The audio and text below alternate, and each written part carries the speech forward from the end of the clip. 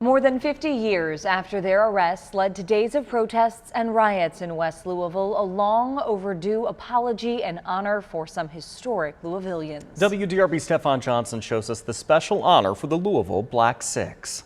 Louisville's Parkland neighborhood has been through a lot in the last 50-plus years. From structural and systemic violence to social unrest and riots, Parkland has seen it all, including events that have spent decades in the dark. In May of 1968, a traffic stop of a black school teacher, Charles Thomas, turned violent, leading to a Louisville police officer's suspension, firing, then reinstatement. On Friday, Mayor Greg Fisher unveiled a historic marker that will help remind some and educate others.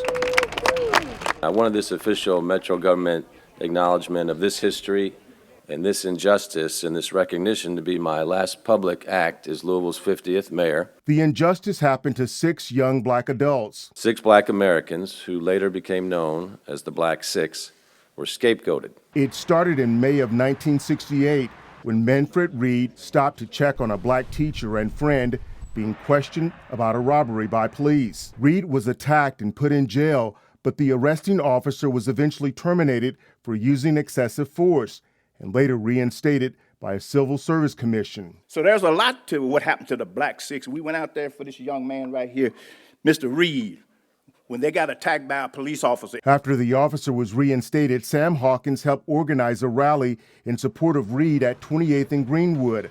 Ironically, the protest was 1 month after the assassination of Dr. Martin Luther King Jr. We were tired.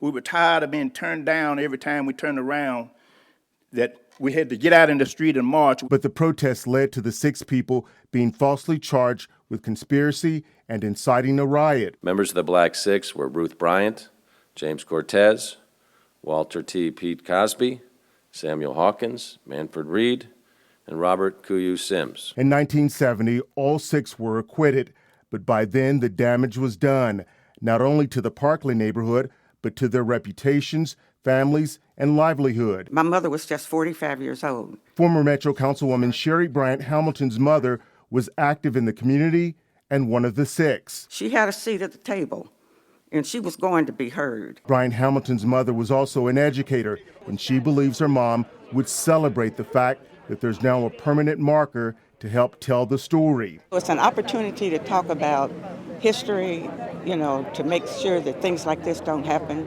again. With photographer Emily Evans, I'm Stefan Johnson, WDRB News.